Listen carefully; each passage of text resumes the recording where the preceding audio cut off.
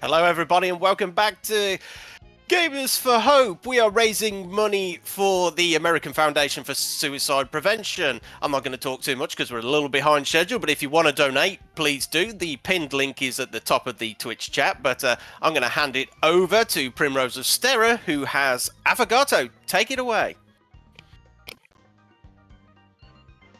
Hello, everyone. My name is Primrose of Stera, and welcome to Affogato. As you can see here, this is a pretty early release game. It released in around either August or October last year. So you guys have not seen this run before, right? Or this game entirely. I have never heard of this. I don't think many people have, so we're quite curious. All right. So it's a very unique game, but I'll get to the couple of things first. The first is, what is this category called Save ROE? So this is basically, we're trying to beat the first boss as fast as possible, and it kind of really randomly on theme here is that we're trying to save her from falling over. So that's basically, this entire run is to aim for that. And yeah, so one more thing we have to show is that I have to show my load progress, and the reason is because you can see that there's a 6-hour thing, and that's because this is a finished run. For some reason, this game doesn't allow you to skip cutscenes until you encounter them once. So in order for me to speedrun this game, I have to play the entire game so that I can actually skip cutscenes. That's just really horrible game design. But it does force you to play the game first before you can speedrun the game. But if anything else, if nothing else, I'm just gonna start in around 5, 4, 3, 2, 1, go. Alright, so first thing you're gonna notice is that we are currently somewhere that is a little bit weird. This is the depths of the human mind, and we're basically trying to infiltrate the human mind. Now you can see these enemies over there are what is known as the towers. Affogato is what is known as a reverse tower defense game, where basically instead of us being the tower defense, we're basically the thing that is infiltrating the tower defense. So as you can see, I'm manipulating arrows right now, and that's for a couple of reasons. The first is I'm going to skip a tutorial that requires me to change the arrow. I'm going to also do another tutorial skip right around now once this enemy dies. Hopefully I can hit it. I missed it, but it's okay. It doesn't matter that much. Basically, it forces you to play this unit, and yeah. The game is going to ask me to select this unit to skip this tutorial. And we're basically just trying to get to the shortest path towards the units right there. And as we pass through these arrows towards the boss enemy over there. So it's a bit fast-paced. So effectively, what I'm trying to do in the speedrun is basically try to get to the end goal without doing too much. So less is good, less means I don't have to waste time. And immediately off the bat, we have defeated the tutorial stage. So now, let's get to the final boss, shall we? Yeah, this game doesn't mess around. We're gonna immediately jump to the final boss.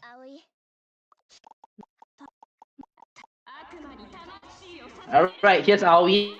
This is the final boss, guys. This is gonna be intense. So this is what the next 20 minutes are gonna be about. So let me just put my healer unit first, and then we'll get to that. Now, all I just need to do is to make sure I get my healer unit to tank all the shots right now, so... Oh. Oh no. Crap. Oh sorry, I'm sorry. Oh no. This is bad. Okay, let me just... Okay, I guess the game is giving me a free pass. Right now, they're gonna rewind time for me to... let me try that all over again, shall we? Well, alright, and let's get to what we're really all about. This reverse tower defense is a little bit too much, so let's go to something a bit more calming. What do you guys think about coffee?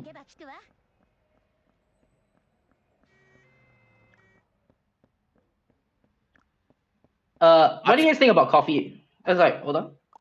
I had to get up very, very early in the morning to start my hosting, so yes, I am very much pro coffee at the moment. Yep.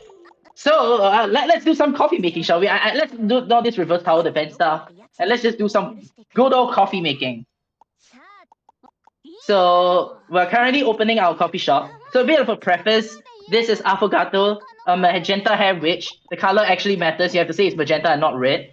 And she's opening her own coffee shop. She's a good witch, so she helps people basically overcome what is known as demonic possession. So basically, you see the tutorial stage, right? Was a mind labyrinth. The point of the mind labyrinth is basically we're killing the demons inside the mind labyrinth, and therefore we will basically help people to overcome their demons or whatever you want to think of. But more importantly, we have a coffee making tutorial.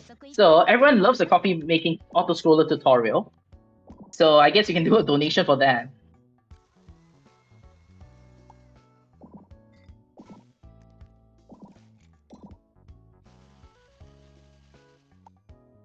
Very calming coffee tutorial. Oh, let me just do this.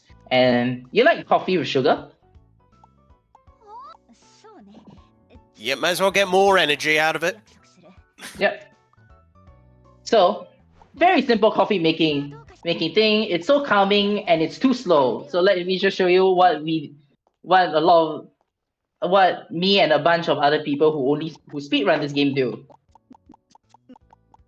We do it fast. But there will be a couple of ones that is just.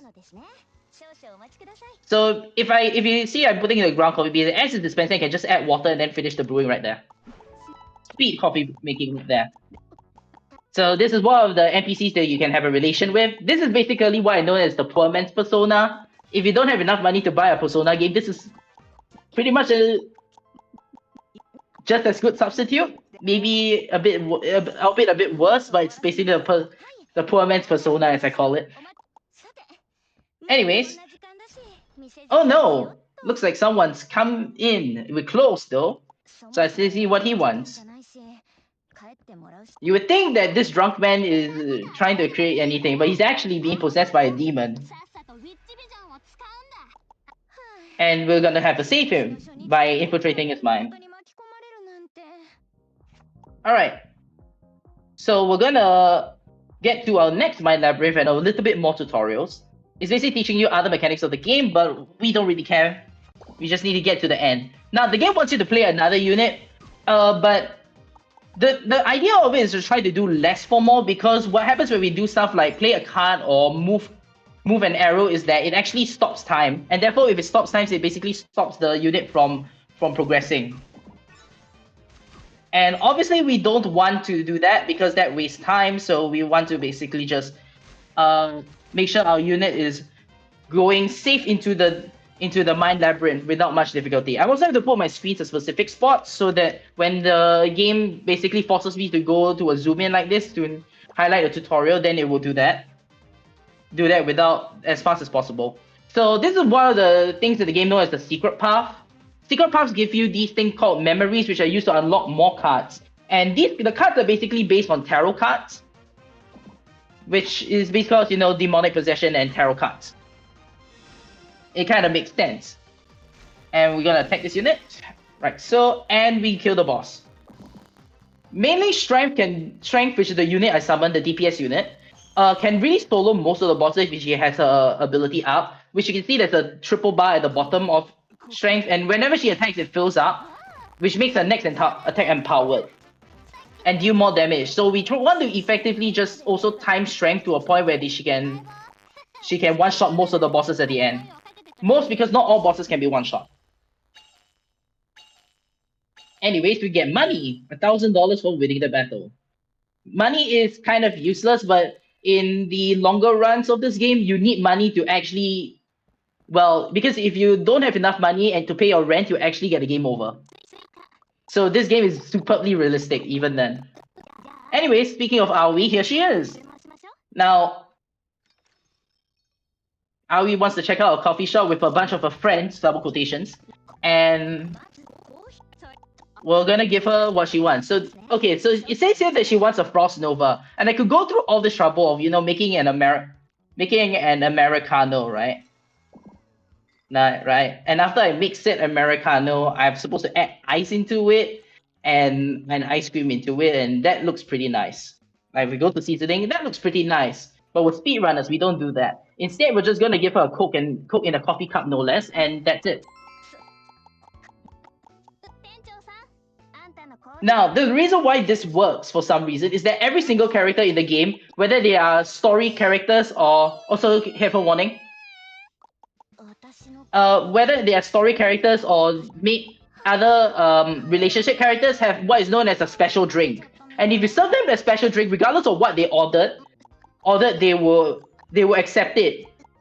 So it's great for speedrunners, especially when we have to not make coffee. So, for example, this is Lindsay. She wants milk. There we go. Done. I should have said careful warning a bit earlier because she gets quite loud. I don't know if she gets louder in the Chinese language, but now that I hear it, I think she does. And I did say this was a Persona game, so we have 2 periods in a Persona game. Affogato also has the same thing. So we're going to be introduced to our first free time of the run. And we're just getting through an entire cutscene of just leaving our good friend who is helping us run the coffee shop inside. And it's just telling you what you can do during your free time, which are either daily events and relationship stuff, similar to a Persona game. So because of that, we're just going to skip past this and just go to the bookstore because it's faster, and knowledge is power, so we'll get some knowledge from going to the bookstore. Or rather, intelligence. Now let's get to the late night. And usually you would just go back to your bedroom and sleep, and that's about it. But we do have a story cutscene to go for. And it's gonna be a new character we're gonna meet. Her name is Sarah. And she's basically, well, I'm just gonna put it, she's a friend, but also the coffee shop is currently in her territory, and that's kind of like not good for them. So she wants a mocha, so we'll give her a mocha. Like so, and we'll put the cup there, put the whipped cream, and done, mocha. Unfortunately, her favorite drink is effectively just what is known as a Sarah Hicks, and it's more complicated to do than a mocha, so I guess we just take the mocha when we can. So what Sarah does is it allows us to unlock a free card, which will be useful for the run, and she will leave and ask us to do a little favor. The favor will happen the next day though, because we all need to go into sleep. Now just get through this next part. So this next part is just gonna be another field you can run off for donation if you can. Yes, certainly. Well, we do have a donation, and it's a pretty big one. We have $50 from Beautiful Day. I'm pretty sure we just saw them running Tony Hawk's there, rounding up to an even 50. Glad to donate to this cause. So yeah, they've even donated a little bit more, but that has taken our total over the $700 mark to $730.32. So thank you so much for that donation. Please do keep them coming. It is an amazing cause we're raising money for here. So if you want to donate, if you just look in the Twitch chat right at the top, you have the pinned comment. Just click on that. That'll take you the rest of the way. But back to you. All right, so we gave her a quote, and as we were talking to her, you can see there was a screen that it just suddenly boom, like it suddenly glitched out a bit. That's intended. It's meant to tell you that she's a story character, so she's important. And if you know the category, I guess we all know she's important. Anyways, we need to do Sarah's job. It's a very quick job. We just need to go to this place called Jubilee Arcade. It's not an arcade, sadly. It's just another word for a street. And we need to go and see this guy over there. I need to make sure I actually hit this guy instead of the room, and then I basically waste time doing so. So not much we can say here. Let's just go to the fight. Alright, so before the fight, I'm immediately going to restart. And the reason is because for a Japanese runner found that if you actually restart this level, you can actually skip a tutorial that actually wastes time. So thank you to, I believe it's Torima, for finding that out. So now we have this unit called Hermit. Hermit's also a DPS unit, but he has a little bit of a benefit of he will gain a resource every third attack. So you can see on the bottom right is our resources. Basically how you would do in a tower defense game, you have resources. So effectively Hold on, let me just focus a bit here. This effectively it allows us to gain resources. That will be very useful for the next few parts of the run. And am I good? Let me just summon this just in case. And we're good. I think I might have targeted the wrong thing, but it should be okay. It doesn't really waste that much time. The routes themselves are, all in all, I'd say the paths I take in the tower defense mode are they're sort of scripted, but sometimes not really, because there can be small mistakes that happen just there. But it's okay. It's just a waste a bit of time. It doesn't really end it. Except for one. Also, by the way, AF and F. You will see there will be a bunch of very definitely not real companies that are being showcased here. You're gonna see one in the next place we're going afterward, the next day. So just you can keep up for that. And right now, Sarah basically asked us to do the tutorial job, and now she's going to give me the actual job. So the actual job is that he's currently moonlighting as a student council president in a school, and she wants us to basically wear this school uniform and enter the school to try to see why people have been suddenly falling into a coma. So she wants us to basically go to two locations. The first is the hospital, which we're going now, and the second is the school. So once we get past this section of starting a new day, we will go to the hospital. I used to do the school first and then the hospital, but apparently the same Japanese person found that it was actually faster to do hospital first. So even though the hospital fights are a bit more dangerous than the school fights. So we did. Oh, weird. Okay, we did try to tune it so that it will be a bit better on the hospital front. Also, if you can see that, you understand. Anyways, moving to room 302, and we're going to look for the next person. So this student is going into coma. We use our vicious vision to see how she is. And now we're going to do a couple things. First, we're going to buy this card called Judgment, and then I'm going to replace this card with that card. And then after that, I'm going to upgrade cards. And I'm going to go through an upgrade tutorial, so I'm going to upgrade this to level 4, and then we'll upgrade that to level 4. Like so, and then we will start the next part. So this next part will introduce a couple of big elite enemies. And this is the elite enemy. It's I don't know the exact name of it, but it basically inflicts a status effect called Charm, which means that it forces units to attack each other.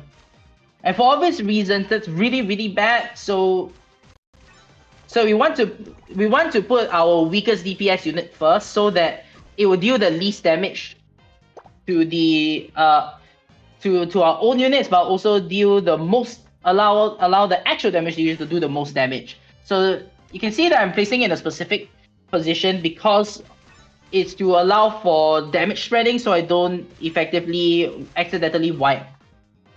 Now the charm effect stays for a while as I transition from boss to boss. So sadly, this position basically helps to alleviate that. So we just need at least one enemy through this boss. So this is a bit frame perfect. There we go. Oh, did I get it? Oh, I got it. Okay. It's a bit frame perfect if you do it in 2x speed, but I got that. No problem. So as long as one unit is managed to enter in, it should be fine. Because they have enough damage to kill the boss. Alright. Now we cleared this section, we go to the next hospital room, which is 301. And we get to the next. It's quite a long section. So once I started, you can run off maybe a couple of donations first and see where it lands. But basically, it's just around the same idea where we basically just run through the entire section, killing the charmed enemies. I'll highlight one thing in the game, which I still haven't figured out why. Apparently, walking in a straight line is going to deal more damage than turning. So you can see that I'm basically arranging the arrows in a way that it walks in a straight line.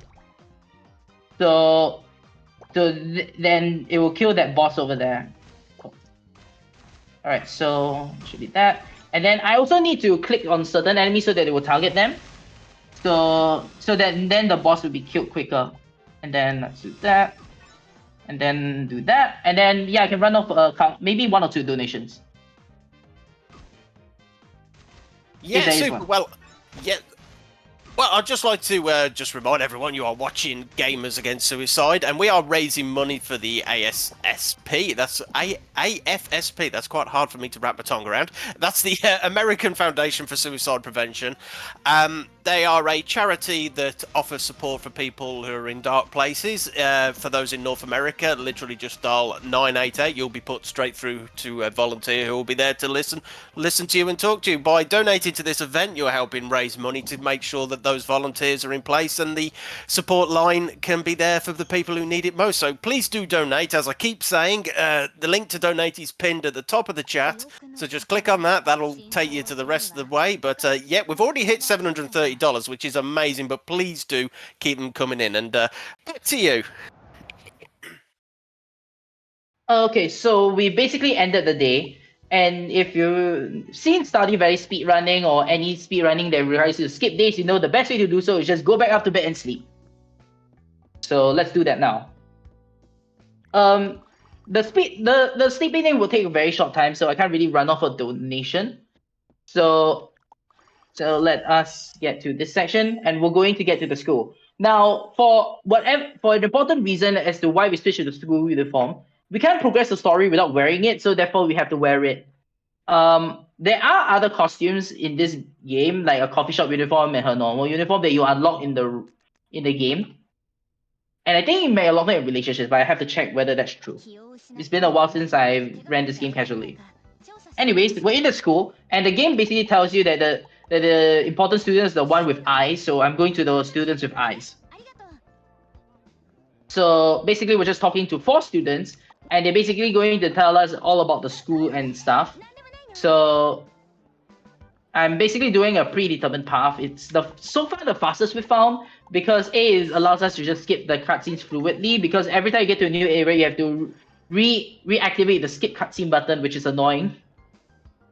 So, yep, well-made game. And yeah, we get to the last student over there, and let's go to room 302. And now we're basically trying to figure out, in this classroom, why have people gotten afflicted with demonic possession. So we found this desk is one of them, and we get to this next part. Alright, and we get to this part, we're just gonna start clearing the minions. Just do that. So not much to say here, it's really just an auto-scroller to the end. So I guess you can run off a couple of donations for this section. Yeah, no donations at the moment, but I do encourage people. I know it's very, very early in the morning stateside, and we really do appreciate those of you who are burning the midnight oil to watch this run. It is a very, very interesting run we've got going on here. But please, if you can donate, do pinned comment at the top. It all goes to a fabulous cause. But for those who have donated this after yesterday evening and this in the very early hours of this morning, you are very much appreciated. But please do keep them coming in. Now for this part, just a clarification, it might go wrong, but if it does, then I will just restart it and just do some level ups, because I'm not so sure if my units can deal enough damage to kill it, so we'll have to check. I'm probably not gonna restart it. I'm probably just gonna probably going to forge on, I think, because it will waste too much time if I restart. So let's hope. No, okay, we're good. We are good somehow. There's so many things in this game that I never really experimented with. So sometimes the route may change as I'm just like, oh, I found something new. And that's the best part about this game, is that you just try to route something and then you realize that maybe someone found something better or worse, and it's so fun to route it. Tedious, but very fun to route. Alright, so we've gathered all the clues. You can see there's some scraps of paper, we join them towards the roof, and somehow it leads to the factor that we think someone's on top of the roof and it's Aoi, so we're gonna try to save her. So we're gonna go to the rooftop and save her. Now, the reason why I go to the right staircase is because the left staircase doesn't access the roof for some reason. So yeah, here we go, we're at the roof. So there will be two battles. The first is the battle before the boss fight, and then there's the boss fight. Now, I will say with absolute confidence, I am more scared about the battle before the boss fight. So because this one is a bit frame perfect, so give it a couple of tries. If we get it, we get it. So basically, we need to pass through this entire section, and basically just kill the boss. We don't really need to care about what everything else is, except just kill the boss. So what I'm trying to do right now is basically let Hermit go through and see whether he can... Wait, pass. I'm gonna pause at perfect point, and hopefully that should be enough. Hopefully that should be enough. Is it? If it's not, then I can just do the safe shot. It is enough. Nice. I will be honest with you, I only have done this after today's one twice. Because I recently found that if we do the strategy I wanted to do for this run, it would actually be faster if I had to do them at a lower level. So I'm glad I actually got it in the first try. Because it's very, very hard to do. Especially when if I don't pause, it actually is very immensely hard to do. Alright, real final boss this time, or rather real first boss this time. I'm not gonna skip the cutscene, so I'm just gonna let it autoplay if we have time. Let me check how much time we have. How much time do I have left? Now, if it's not too long, you should. If it's not too long, you should be fine. Okay, I think it shouldn't be that long, but we'll see. If it gets too long, just tell me. But alright, so we just need to level these units up, and then we'll start the battle. Alright. So the same thing with the charm enemy still can't apply. We want to have Hermit first. And first phase is done. I'm not gonna skip this part, I think, if I can hit. Oh, whoops, I think I auto skipped it by accident. Nah, you know what, I'm just gonna run it without skipping it. Alright. I think I missed the timing, but I think it should be still fine. What I consider good timing in this section is basically when the enemies don't how to say, where basically I can kill the transition to the next section before the red marker. Before the red marker goes off to AoE attack. Okay. So this last part is the one I have to focus a little bit, because if I don't kill this enemy first, I'll be in a deep trouble. So I'm just gonna do this healing now. Usually you don't want to kill these enemies because for obvious reason it's not killing the boss. But oops, should be fine. Just let me make sure I heal for this part, but I think we're fine. We good. Hold up. Dang. That should be fine. Yeah, that should be fine. We just need to drop another unit just to make sure. Oh no. Well, are we fine? No, I don't think we're fine. Wait, are we? We're not fine. Dang. That's okay. That's okay. That's okay. I'm just gonna reset this section. I just needed to save that second healing, and I think I forgot to. But it's okay.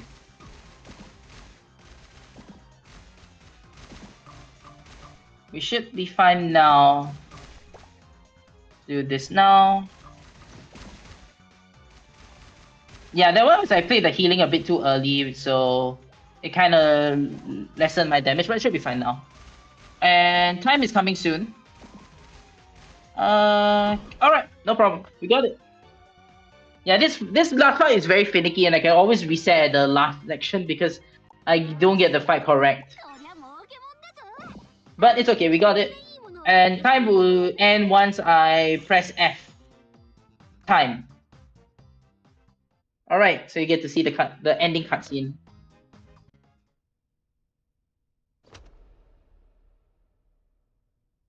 So prevent her from slipping. But anyways, as the cutscene goes through,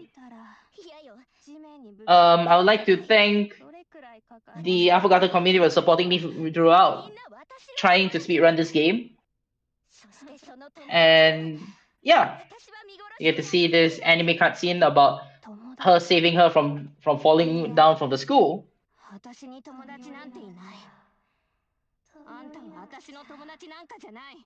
As you basically see that as we defeated the demon, she's trying to battle the demon at its last gasp.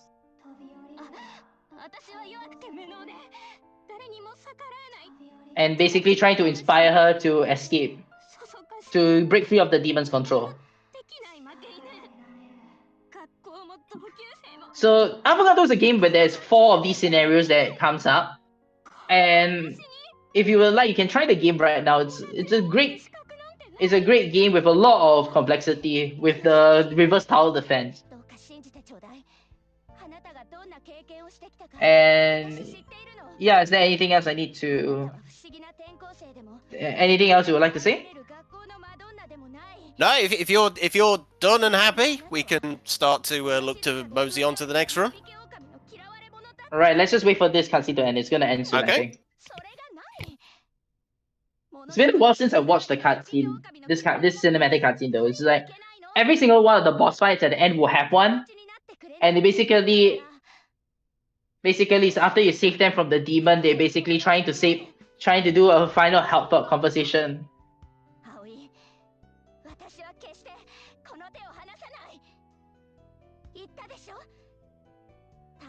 Also, it's been a while since I heard it in the Japanese version as well, because I usually play on the Chinese version.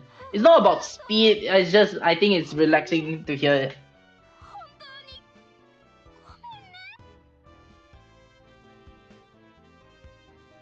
And yeah, that should be about it. So yeah, that should be the end of my run. Thank you guys for watching, and we get to the next one, right? Yeah, absolutely. Thank you very much for that run, Primrose.